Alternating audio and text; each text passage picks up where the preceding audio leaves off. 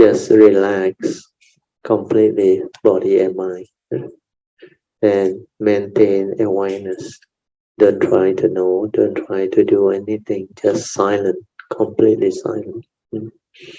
Then let the mundane mind or the thinking mind continue with its movement. Initially, if you just let it be, then it will start to slow down.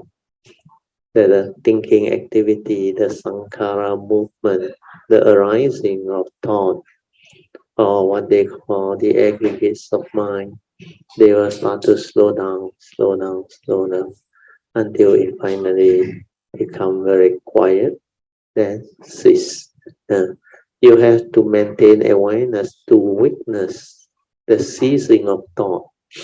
When thought ceases, find out within that silence what happened. Who are you? What are you? When there is no thought. Then when thought arises, who are you? What are you? That is supposed to be meditation. To meditate is to develop understanding, clear understanding of who you are, what you are. Beyond the thought, beyond the thinking, is there another nature within? And what is that nature?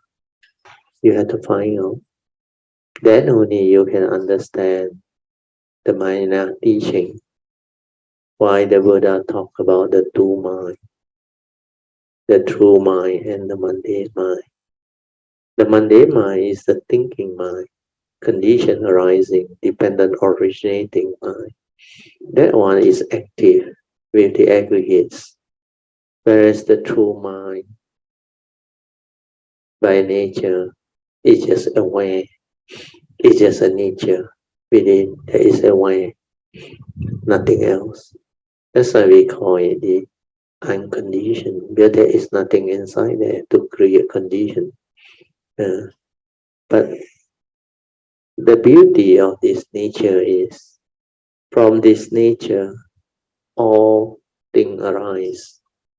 All of consciousness and activity of mind, the mundane mind, they can arise. So there is the amazing mystery of existence and life. Then through this silent awareness within, you know how to observe, develop the understanding, you will awaken. This is what meditation is all about. Developing mindfulness, stabilizing it to be heedful. Then from there, you awaken your insight in the phenomena. You develop the ability to see things as they are. You are not being deluded by all the activity and movement that arise from there. So when you are able to do all this, it will lead to what we call self-knowledge. Understanding clearly who are you? What are you? Are your thoughts you? Is there a thinker behind the thought? All this can be answered, can be understood. Then the five aggregates of form and mind, you can see them arising and passing away clearly. Then when they arise and pass away, you will witness them ceasing, and yet you didn't die. So all this will lead to an awakening, an understanding. If they arise and pass away and I didn't die, then how can they be me? And how did they arise? Find out. Before the aggregates of perception, feeling, activity of mind, sankhara, and the consciousness, vijnana, before they arise, there was nothing. Then how did they arise? Find out. Then you will realize the profound law of dependent origination. They arise because of causes and conditions. dependent on certain causes and conditions, it triggers. That's why they are called dependent originating condition arising cause of phenomena. And because of that, they are constantly in a state of flux, arising and passing away. When causes and conditions are there, it continues to sustain itself and manifest. But when causes and conditions that support the arising cease, this is to be. So this is how you develop understanding. You develop the direct seeing, the awakening. Then you are able to insight clearly into the three universal characteristics of nature, of all phenomena. That's why the whole teaching, they are connected, they are linked, they are one. Okay, so with this explanation, I will let you meditate on your own. Remember the four support. Relax, maintain awareness. The third support is maintain awareness for as long as you can.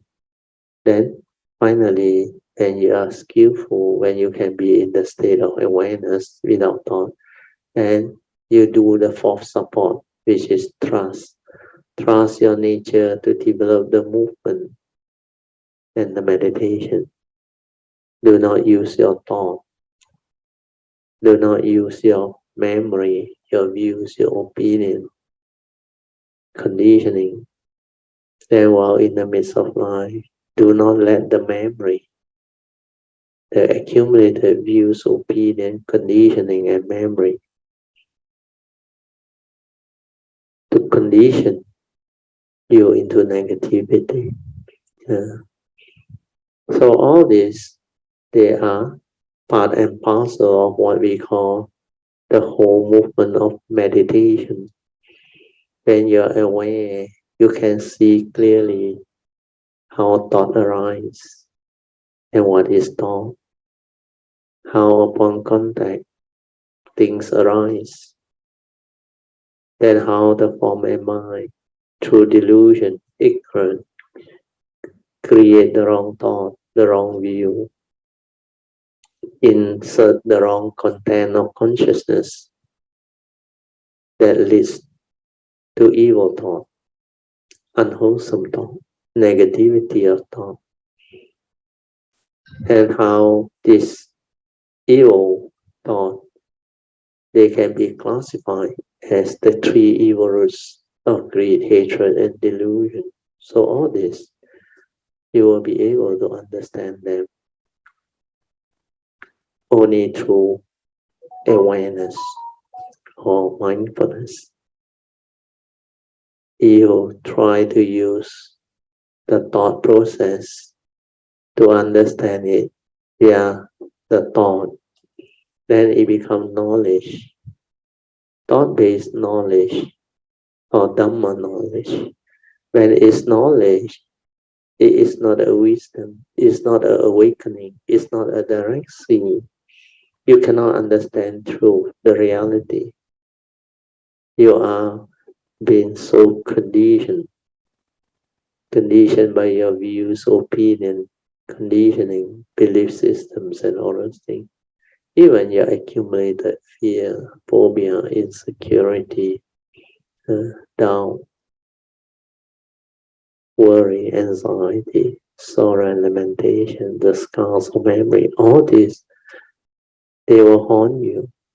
They will continue to condition you into negativity. Then you will understand how you become what you are, how all this evil mind state arise, what are the causes and conditions behind their arising. That's why through the silent mind, the mindfulness, the direct seeing, the awakening, you will be able to straighten your view, to reverse all this negativity, thereby becoming wholesome, beautiful. The clarity born of mindfulness and awareness will allow you to see things as they are. then you will be able to understand truth, reality, see things as they are, tathata, suchness.